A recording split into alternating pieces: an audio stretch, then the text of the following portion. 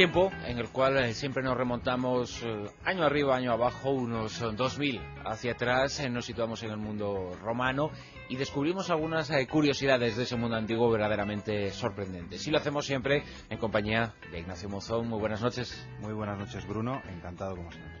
Ignacio, hablamos de la educación hoy, la educación en los romanos. Y la primera pregunta yo creo que es fundamental. ¿Tenían escuelas, institutos y universidades como las tenemos nosotros? Pues la verdad es que con el tiempo tuvieron cosas muy parecidas. Pero afortunadamente para ellos no tuvieron los institutos que tenemos hoy en día en este país.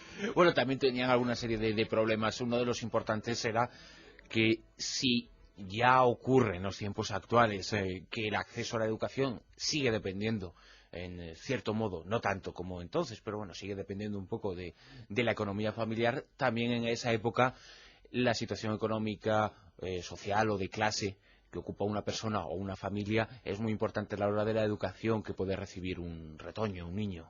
Claro, esa máxima que además yo creo que todo historiador debería tener siempre en su decálogo, eso de hay clases y clases, eso se cumple absolutamente en todas las épocas y en todas las culturas. Un hijo no se concibe como lo concebimos nosotros, como algo que nosotros queremos simplemente por tenerlo, porque es valioso. El hijo es una herramienta de trabajo, es fuerza de trabajo. Claro, y supongo que eso es importante entonces, es decir, en ciertas clases sociales menos pudientes, al niño, más que educársele en humanidades, en una serie de conocimientos, se le educaría más en convertirlo en un trabajador más, seguramente, de lo mismo que haría su padre, ¿no? Claro, eso además los medievalistas lo saben muy bien. Normalmente creen que se creó en la Edad Media, pero esa costumbre de que el hijo herede el trabajo del padre, eso es muy antiguo. Ya los romanos, evidentemente, pues ¿qué va a hacer un agricultor? Pues enseñar a su hijo a cultivar, porque además el hijo va a ser el que cuida al padre. El hijo va a heredar esa granja, entonces ya va a seguir, es como un eslabón más en la cadena del tiempo. Cuando hablamos contigo sobre muchos de estos aspectos del mundo romano, del mundo antiguo, descubrimos que ya ellos hacían cosas o vivieron cosas muy similares a nosotros. Además, de forma extraordinariamente parecido. La educación que en parte se les daba en determinados segmentos de lo que formaba parte de esa educación a los más pequeños, bueno, pues la asignatura general era un poco coincidente con la famosa educación para la ciudadanía, ¿no? Porque el deber, el respeto, sí, ese tipo de conceptos ya forman parte de la educación. Claro, realmente toda cultura, todo grupo humano ha tenido un tipo de forma de educar, con cuentos, con leyendas. Por eso es tan importante reunir a los pequeños y que el anciano de la tribu les hable, porque se les inculcan los valores, lo que los romanos llamaban el mos maiorum, la costumbre de los mayores. Y eso era el deber al Estado y a la familia, el respeto a los mayores y el trabajo. Esos eran los valores, les educaba en valores, en cuestiones también técnicas, pero sobre todo en valores. Aunque en este caso, quizá los romanos no lo descubrieron o no lo empezaron a hacer todo, porque sí que la formación cultural del mundo clásico habría que remontarse un poquito a los griegos. Igual ahí Sí, los romanos bebieron mucho de ellos, ¿no? Sí, ya lo decía Horacio, su famosa Graecia Capta, ¿no? Sí, los romanos hemos conquistado Grecia, pero los griegos nos han dominado culturalmente.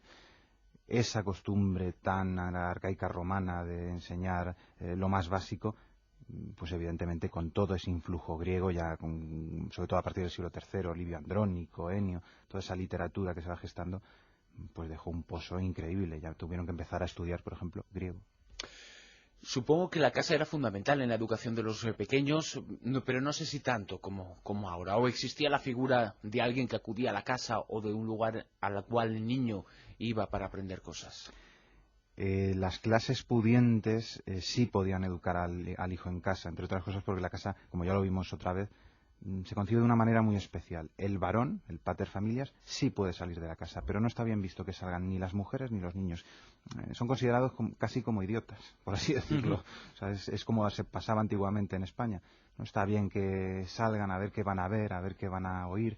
Entonces, en un principio sí, a los niños, y eso por ejemplo nos lo recoge Plutarco en la vida de Catón, cómo Catón el Viejo presumía de haber gastado su tiempo en parte en enseñar a su hijo, pero ojo, en casa. Evidentemente, con el tiempo sí hubo escuelas y sí se permitió que o vinieran profesores a casa, los profesores particulares, también lo inventaron los romanos, o escuelas fuera, en casa del maestro o en simples pórticos. ¿La alfabetización era importante? ¿Estaba extendida en el mundo romano? Sí, sin duda. Siempre se ha hablado de que el mundo griego, y desde luego en parte es verdad, hizo enormes esfuerzos por la alfabetización de las masas. Pero es que el mundo romano tanto o más. Porque además una cosa muy curiosa es que el mundo romano es muy legalista, eso lo sabemos todos. Cuando se hacen los decretazos, digamos, cuando sus senados, sus magistrados, sus comicios deciden algo, eso se escribe en piedra o en metal, son las famosas tábulas, y eso se hacía público. Las cuentas del Estado además eran públicas y se colocaban, digamos, en el foro. Para que, claro, a todo el mundo le interesaba saber leer, pues básicamente para enterarse de lo que estaba haciendo su propio Estado. Es que era más necesario que nunca. La figura del tutor, del maestro, del que enseñaba esas cosas a los niños, ¿cómo estaba valorada entonces? Generalmente muy mal.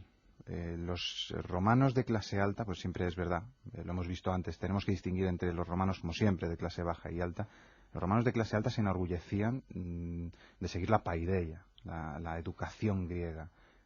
Y, por supuesto, necesitaban, sobre todo, maestros griegos que eran muy apreciados. Pero, sin embargo, es que muchos eran esclavos o libertos. Tenían muy baja condición social. Se les necesitaba mucho, pero se les consideraba muy bajos en la escala social. Ese tipo de hipocresías que siempre hay en la historia, toda sociedad humana. Es decir, que no estaban bien pagados. No, para nada, ¿no? La verdad es que no. Los esclavos, algunos esclavos sí podían cobrar y comprar su libertad. Pero en general, por lo que nos dice Horacio, Juvenal o Marcial, la verdad es que cobraban bastante poco. ¿Y la letra con sangre entraba entonces también? Sí. Precisamente estos autores que he citado, no sé si era además Juvenal o Marcial, que se preguntaban si un profesor suyo que habían tenido había sido pugilista. Porque es que se les pegaba incluso con la famosa férula, con una vara de madera, como antiguamente muchos han sufrido en este país. Pues eso, no tan antiguamente, te iba a decir, no, porque la regla del profesor cuando no te dabías la cuenta, claro, anda que no dolía, ya existía, lo inventaron los romanos. Bueno, seguramente existe desde antes, pero claro, los romanos y los padres además no tenían ningún prejuicio a la hora de que les metieran en cintura a los niños. Pero lo cierto es que, no nos engañemos, hace 30, 40 años era una práctica habitual por parte de los profesores desde la llegada de la democracia a nuestro país. Bueno, pues existió y se extendió la idea de que la educación tenía que ser a base de recompensas, ¿no? Sí. Y no de castigos, sino a base de recompensas. Ese concepto, lo curioso es que ya lo tenían también los romanos, que luchaban contra esa otra técnica de aprendizaje. Sí, siempre se comenta que uno de los grandes revulsivos de la educación ha sido el Emilio, ¿no? Pero sin faltar a los franceses del siglo XVIII, lo cierto es que Quintiliano, el gran orador, el gran retor romano, ya hablaba de que eran unas maneras bastante vergonzosas y que el niño aprendía por miedo y que eso no era bueno, que había que estimularle y recompensarle.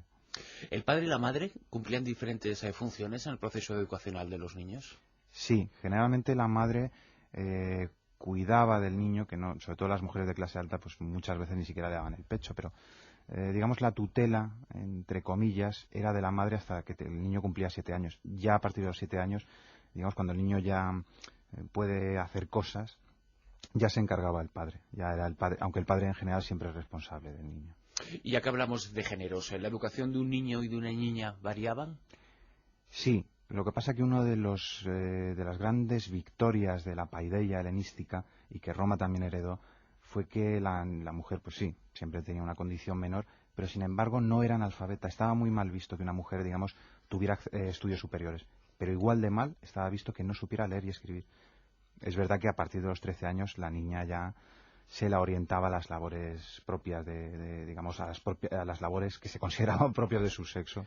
Es decir, que hasta ahí llega, digamos, lo que entenderíamos ahora como la educación obligatoria, ¿no? Más o menos. Exactamente. Pero, por supuesto, la niña hasta ese punto sabía leer y escribir y los números a la perfección, sabía tocar algún instrumento, pero ya se la apartaba. Ya el niño podía seguir estudiando hasta los 20 años, durante toda su vida, y podía irse incluso a Atenas a hacer una especie de estudios universitarios, una especie de Erasmus, que les gustaba mucho porque allí se escapaban de la tutela paterna. Pero las niñas no, las niñas a enseñarles las labores, a enseñarles a cuidar a los niños y digamos a partir de los 13 años ya se acababa su mundo de la educación. Y sin embargo, los niños ya adolescentes o llegando al final de la adolescencia, existía una circunstancia muy parecida a lo que ahora podemos decir el graduado, ¿no? La festividad del graduado. Sí, la verdad es que los niños pasaban por 3 etapas: el literator, el grammaticus, el rhetor. Que son, digamos, los 3 niveles los básicos. 3 niveles ¿no? básicos. El literator era el de que le enseñaba las primeras letras, entre los 7 y los 12 años. Curiosamente, la escuela se llamaba ludus literatus, es decir, ludus, lúdico, juego. Es otra cosa que parece que hemos perdido. Después se pasaba al grammaticus. El grammaticus ya profundizaba en el conocimiento del lenguaje, se obligaba a leer a los clásicos, con lo cual adquirían también un gusto literario e histórico. Y luego ya el rhetor, que era para los niños más ricos, pero los que podían seguir permitiéndose estudiar, estudiaban fuera, en las famosas academias de Atenas, de Pérgamo.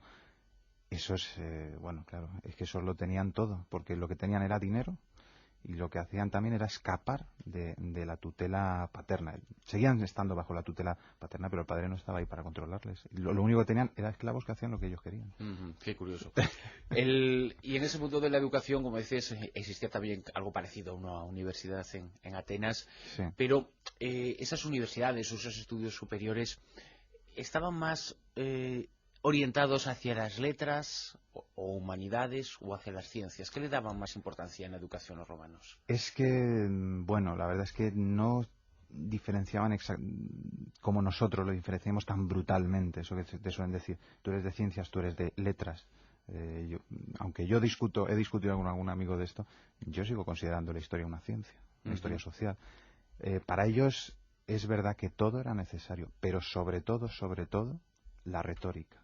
Y una de las partes de la retórica, es decir, de saber hablar, para dominar la política, era la historia, para poder saber la historia como maestra de vida. Y la oratoria también era muy importante y se enseñaba mucho en oratoria, ¿verdad? Era algo fundamental. No saber hablar, por muy buen político que uno fuera, era no ser nadie. Algo que me acuerdo que además lo comentaba Carlos Canales y Jesús Callejo, la importancia que en el derecho tiene el saber hablar. Es que con eso puedes convencer a las masas y de eso se trata la política. Exacto. Básicamente. Ignacio Monzón, un placer una vez más compartir gracias. estos minutos contigo y descubrir cosas tan interesantes y tan importantes como era la educación en el mundo romano. Seguimos dándonos cuenta que todo estaba ya escrito.